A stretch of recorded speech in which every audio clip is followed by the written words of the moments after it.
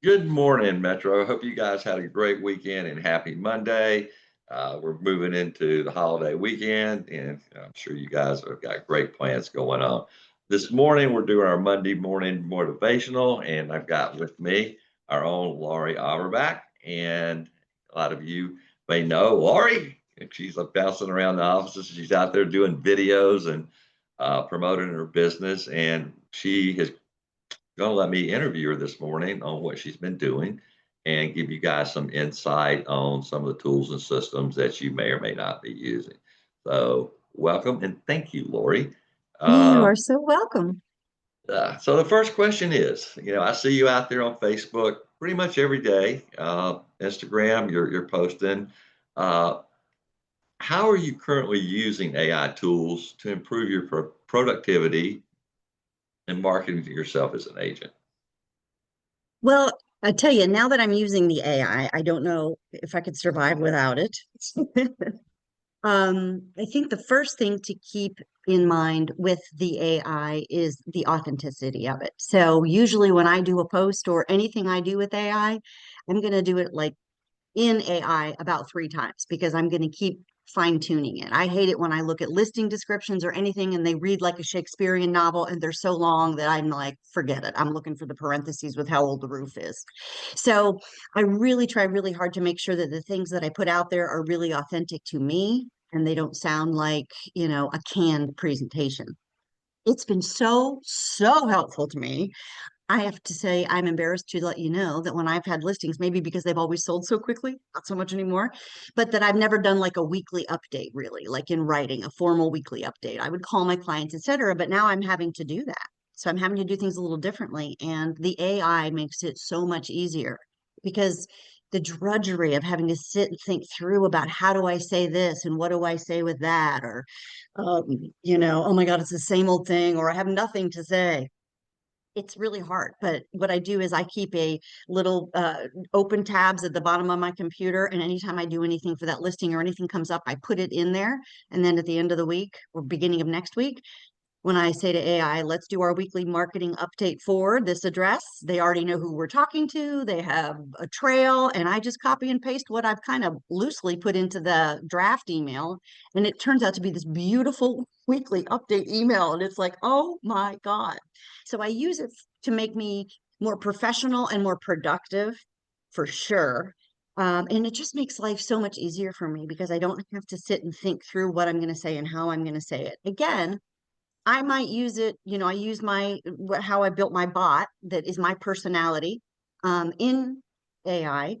And I might do it 2 or 3 times just to put it in and say, yeah, that looks really good, but please change this. Because again, I want it to be authentic, but it's so much easier. The other thing is, I use it for when I have a difficult conversation with a client. So I had a client recently that I wanted to fire. And thank goodness I was able to use AI to help me kind of get through that conversation. And we're still working together. But I mean, I would never have thought to say words like, let me be clear. And that's what I was like, oh, I really like that. So it came up with some really good ways for me to be able to be direct and strong without being emotional and being very helpful. So that was another one. Um, I'm finding that for the social media, and I know we probably have more questions, but with the social media, it's great because what I can do is, again, each listing has its conversation that's already started in AI, so they already know what we've talked about, but I'm able to quickly write copy that goes with the videos that I drip every week, or if I decide, okay, I'm going to do an email blog, I want every other week for everybody to get an email from me. Um, then I'm able to pick a subject that I feel like is really bothering people right now or is really top of mind. And then I'm able to really jump in and talk about it and then redo it so it doesn't sound like, everything is just this canned presentation. Right. So it's And just and made me in so that, much more productive. And are you utilizing both ChatGPT and Canva? Uh, I am. So thank you for saying that. So I use chat, I use Canva, I use Perplexity. So uh, sometimes, like if I'm doing a blog on an article, like I saw this really cute article about a capybara cafe. They're going to actually have capybaras you can sit and talk to and have a glass of wine with. So I took the article, I put that in chat. Then I also put it in Perplexity so that I got a deeper version of it because Perplexity presents and does information a little differently. It's a little bit more of a deep dive research tool. A lot of people really like Claude. I know everybody seems to like, that's another one that people really like. But yeah, so I cross-reference a lot of them. I use chat to tell me what help me create prompt for what kind of image I want to create in Canva. So I do cross-reference them a lot. And I know it sounds like a lot, but it's really not. Once you get used to doing it in the flow, it makes your life so much easier. And the quality of what you're putting out and the value of it, Mhm. I think, is so much better. That's fantastic. Can you say what social media platform has brought you the most engagement or leads that you're utilizing right now? I find it so hard to measure leads with social media because it's about people or that are in the loop or whatever. So I find that difficult, but I feel like I want to have a presence on there. I get the most feedback from honestly Facebook and LinkedIn with people who see me out and about in the world and going, I saw your video. I really liked that. And that's what it's So all about, right? well, it's like, well, do you have a buyer? And oftentimes they're realtors. So I know it used to be where with social media, often we didn't have as many realtors in our social media because we didn't want to deal with other realtors or them to see what we were doing because we were afraid they might copy us or whatever. But now I'm really using it as a tool too to reach out to other realtors to do that. So I'm getting a lot of realtors who are commenting and saying, whatever, or if they give me a little inkling and I call them on the phone if they give me a thumbs up or something, or I don't know, you can kind of do that. But I probably get the most response when I do a blog email, we call it a blog, whatever it is, that's really a deeper dive into something really real because the people that I send it to that are on my list, which are all past clients and all, they might write me and say, wow, that really hit home with me. I'm going to send that about buyers to my children. So those are deeper results, it feels like, that I get. But again, I feel like on socials, it's what else can I do except for drip videos or drip things for my sellers or. You're doing a fantastic job of it. Every time I go on there to, just to check on in the evening or over the weekend, there's Laurie 2 or 3 times. So your presence is definitely there. Jeez. In using AI, and you kind of touched on this, are you using AI to help you create listing descriptions, ads, or videos? And if so, what works best for you? Yeah, I am. And it's not so much because it's mostly because it makes it easier. And I'm able to say, like, I go into a listing and I might say, okay, please act as a social media expert and write me copy for all the socials, LinkedIn, Facebook, Instagram, and YouTube. I want to make a point here. YouTube is the most highly searched search engine. YouTube, more than Google search, more than anything. YouTube, it reaches across every demographic, every age group, every income level. YouTube. So if you don't have a YouTube channel, I highly suggest that you have one and you just kind of start. And I'm preaching to the choir here. I need to be better about this. But load all your stuff into YouTube, and then it's really easy to share a YouTube link across other channels as well. But that's really highly searchable. And whenever I ask chat, I use, please write me a social media post pertinent to each audience because they're all different. People who read Insta want a different message than people who read LinkedIn. So pertinent to each audience with keywords and appropriate hashtags.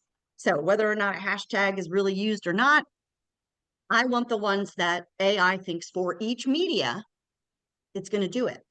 Here's another thing that I found that was really interesting is yes, I do every week. I know this sounds like a lot of work, but it's really not because it makes it so easy. When I drip a new video, I watch the video again real quick and I think about where I am in my marketing plan with that. So let's say I've been marketing my 661 Segovia townhome for 4 months.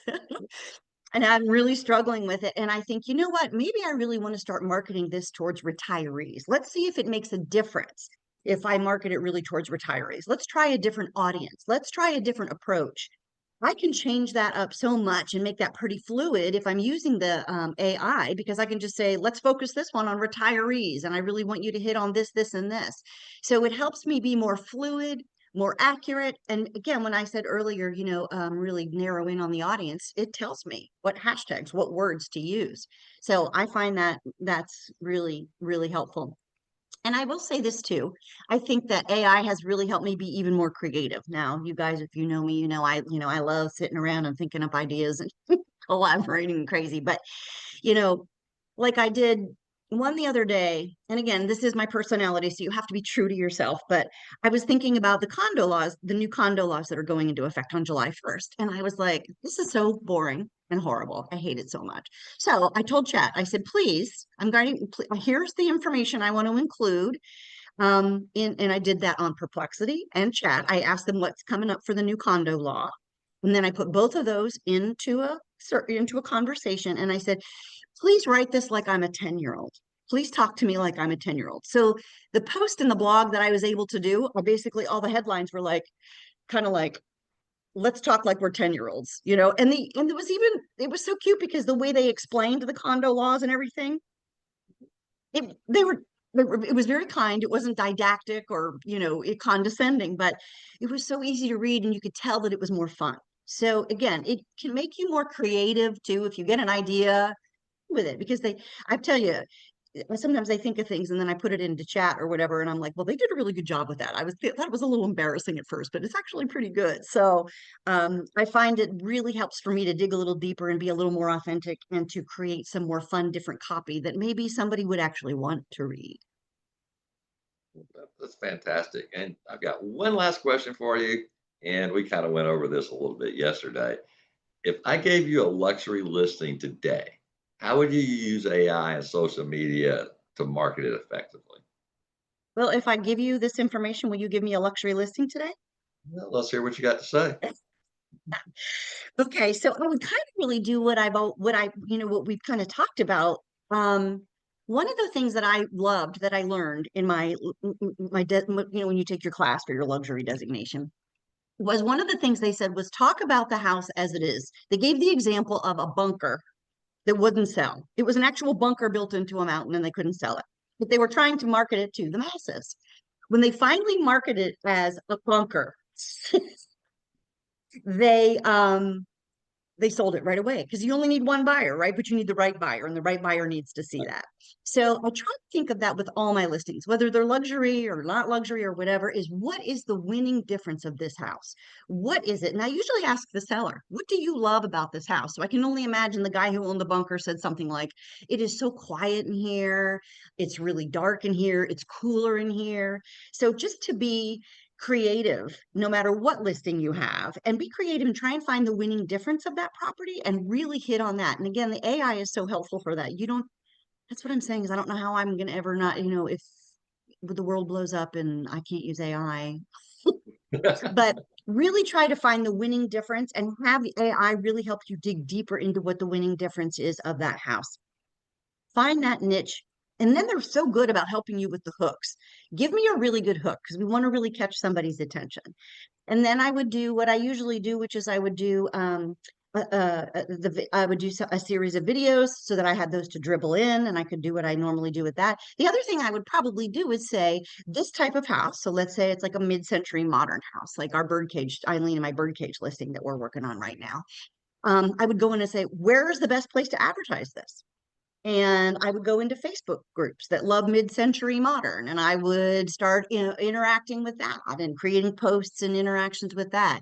If they really felt like there was a great, maybe there's Forbes magazine does a really good job, and maybe there's a mid-century, and maybe I would even Google where are the mid-century modern festivals, not Google AI, where are the MCM shows or events coming up, so that I could try to do that.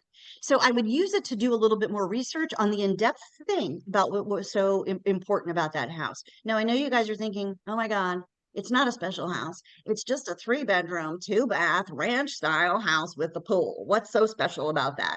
we'll get into, as Marcus always tells you, the experience of living in that house. So what does that experience look like? And really start using AI to kind of dial in and create an experience that you're trying to do so that your copy and your approach makes people feel something and want to see your listing and maybe connect with your house. That's fantastic. Well, I really appreciate you taking your time today to do this. Yeah, we're It's my probably going to be pleasure. doing more. And guys, in this email, you're going to be seeing there's some links attached to it that Amanda's put in there. There's training opportunities for with Remax International. Be sure to check those out, and also be sure to go to our agent resource page. A lot about what Lori has been talking about.